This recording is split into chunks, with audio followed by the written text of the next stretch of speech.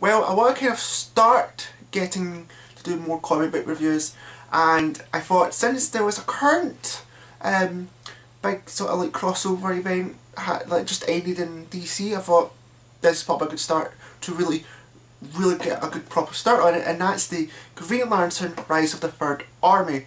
And this crossover expands all over the titles from Green Lantern, Green Lantern Corps, Green Lantern the New Guardians and the Red Lanterns. And I really thought this crossover event was actually pretty good.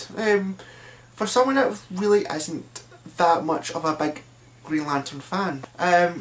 Now I'm really going to say this, I honestly do feel I've bought all the issues for it, and I'm going to say it, I felt the only two main titles that really was quite true to this event were Green Lantern and Green Lantern Corps. The other two were, you know, they were part of it, but they were just like, it was just kind of like it tied in, kind of like they appear like in an issue or an issue or so, right?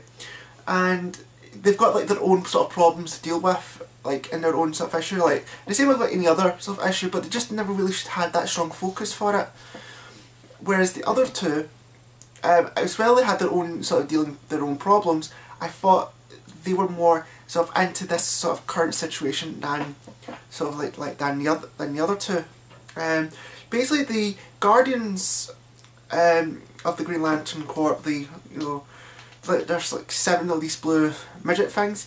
They see that they're trying to sort of like defend like the universe, and they see that their corps isn't doing really well, and you know it's not getting right. So they decide to take matters into their own hands, and they create this new army.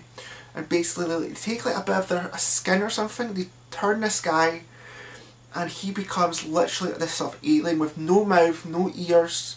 You know, his like, he has like a glowing heart, growing green heart, growing green sort of brain head, and the only thing that kind of stays with them is like their eyes. And what they do is, if they touch you, you know, they can then convert you into you practically pretty much die as soon as when they start touching you, start converging you, and then you just literally become them. And I thought this is pretty good. This is kind of like, because I'm not really a big Green Lantern fan, so it was quite different to see these Guardians taking such a dark route. But the reason why I probably got into this more because, for one, the only Green Lantern title I read is the main title, Green Lantern, and they introduced a brand new character called Simon Baz, and the guy's pretty much a badass.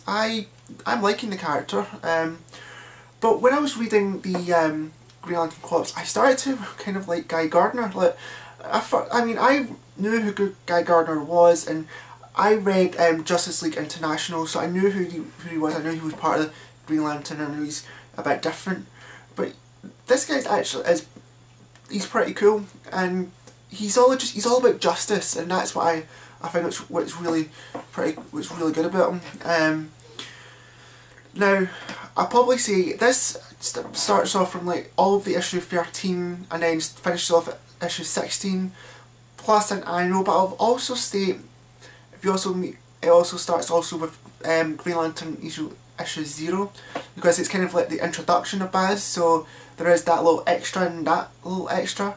I won't spoil how, but the Green Lantern Corps annual is the big conclusion, right? This is where like gloves are off, and this is where the big battle kind of takes place, and it sets up for another Green Lantern event called Wrath of the First Lantern. So pretty cool. I think that looks pretty interesting, and yeah, it sounds good. I can't wait to start reading that wee story arc. But all in all, this sort of crossover, I thought it was really good. It took a while to sort of get there. I wish the other two, the New Guardians and Red Lantern, had a bit more sort of part of it, rather than it just not really doing much with it. I thought that the conclusion for this story arc was really good, and I'm actually going to start buying Green Lantern Corps more than I would have. Still not really too keen about the other two, but I thought this was a really good crossover event, and I will probably, I think for any Green Lantern fan, and this is like this is really good. I think it's, I don't know if it's their best. I've heard Blackest Night is like the best. I don't know about Brightest Day. I heard that's like okay or whatnot, but I've heard that one is the best. This is not too bad. I think this is a good start sort of for it, but I'll leave a little description of all the titles that you should try to sort of collect for this story. There's about, the math on top of my head is about 4 issues each. There's about 13 issues, or 14 issues if you include, 13 to 14 issues. There was an annual that did came out for the New Guardians, but that wasn't really sort of part of it. I did kind of do a wee sort of quick read of it. Not really sort of part of the this story, so that's kind of like separate.